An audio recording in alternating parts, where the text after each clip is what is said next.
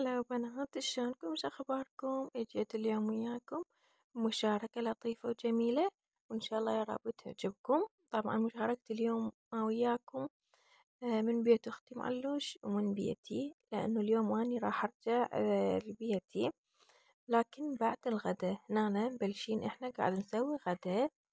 اول شي بلشت بيه مثل ما قلت لكم، اول شي بلشنا بيه نغسل اللحم. غسلناه كله زين ونقعناه بمي وملح، أيضا غسلناه. ومن بعدها راح نخليه على النار. راح تكون الطبخة هي بامية على اللحم. طبعا كلكم تعرفون بيه بيوم اللي أريد أرجع لبيتي من بيت معلوش ايش قد أني أضوج، كلش يعني أضوج وأنقهر لو ايش قد ما أبقى يمها. بيوم اللي أريد أرجع أضوج. فقلت خلي أكمل الغدا، لأنهم كان أبو عبود يريد يجي ياخذنا، فقلت خلي أكمل الغدا على وقت. وطبعا معلوش وياي همينه. هاي هنا بعد ما حمسنا اللحم وسلقنا كل زين، ضفنا عليه البامية. هاي هنا خلينا قليل من المي لحد ما ذابت وانطتنا اللون الأصفر. ضفنا عليها مية طماطة بس. بعد ما تطلع ريحة الطماطة نضيف عليها المعجون.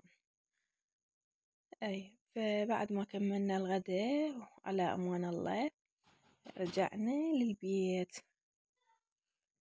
حبايبي، هذا الفيديو إذا عجبكم لا تنسوني باللايك والاشتراك ودعم القناة كي يوصلكم كل ما هو جديد من يوميات بغدادية. هاي أنا معلوش قاعدة أصب الغداء. طبعا طبخ معلوش كلش طيب، أني يعني طبخ والدتي أقول ما يعلى عليه، بس طبخ معلوش نفس طبخ أمي بالضبط، كلش طيب ونفسها طيبة بالأكل. فأني أنا قاعدة نصب الأكل قلت لها أنا ضايجة والله، حتى ما جوعانة من قد ما ضايجة، لأن نريد نرجع. وهاي بعد ما كملنا الغداء وقعدنا وسولفنا وهذي، بعدين اتجهنا لبيتنا طلعنا. هاي احنا راجعين للبيت. قلت خلي أصور لكم الطريق واحنا راجعين.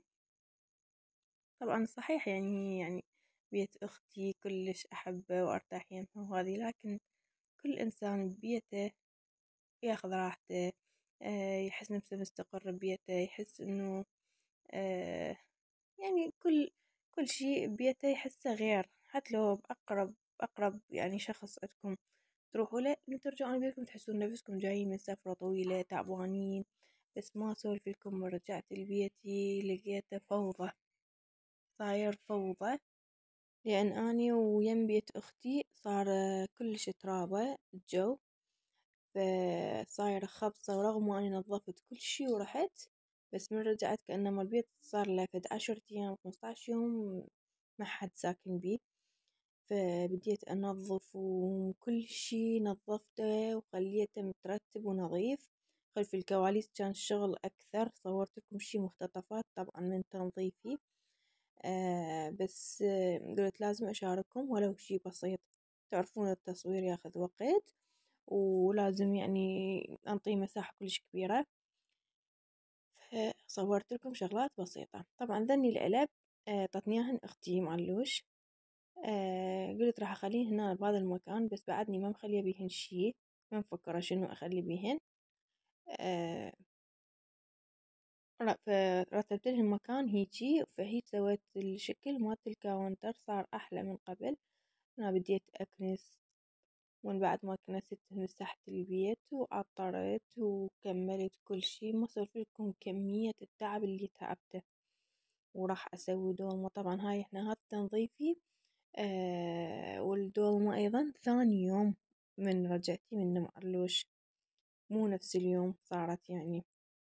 هاي هنا عندي هذا الفراش أني فارشته بالمطبخ، يعني بس بالمطبخ عندي فرشة، كل البيت أني شايلة فراش الشتا منه، بس بالمطبخ عندي فرشة لأن الصبح شوية الجو مثل بي قرصة برد منه، قاعد أطفالي للمدرسة هذه فيقعدون يتريقون عليها، فتاركتها هسه لحد الآن.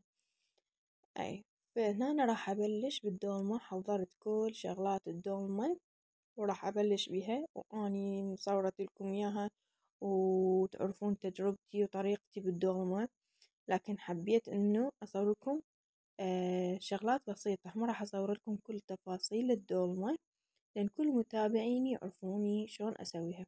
طبعا كل مرة أعاني من الباذنجان والشجر يجيب لي أبو عبد الله كلش خشن، بس هاي المرة كلش يعني جايب لي ناعم. فمتعجبة لحد الآن أنا كل شوية وأقول والله زين هالمرة ما شلع قلبي بالخضروات يعني. هاي هنا ترمت كل الخضروات المختصة بالدولمة وحفرت الشغلات اللي لازم تنحفر، ونقعت التمن وغسلت اللحم وثرمته، حضرت الشغلات هاي التوابل اللي أضيفها على الدولمة. وهنا بنهاية القدر خليت سيقان السلق، وخليت شوية من الباقلة وزيت طبعا. هنا خليت الليمون دوزي والمعجون والبهارات بابريكا، بهارات الدولمة، و يعني هو شغلات اللي هي لازم نخليها المتعارف عليها. والملح شيء أساسي أيضا خليت. وهاي هنا لفيت كل الخضروات الصلبة خليتها بنهاية القدر، بعدين خليت السلق. وهاي هنا خليتها على النار بنات، وما أسولف لكم الطعم يجنن. وإذا عجبكم الفيديو لا تنسوني باللايك. لهنا أني راح أنهي فيديو اليوم وياكم، وانتظروني بفيديوهات ومشاركات جديدة. سهمنا وسهمكم ألف مليون عافية حبايبي، في أمان الله.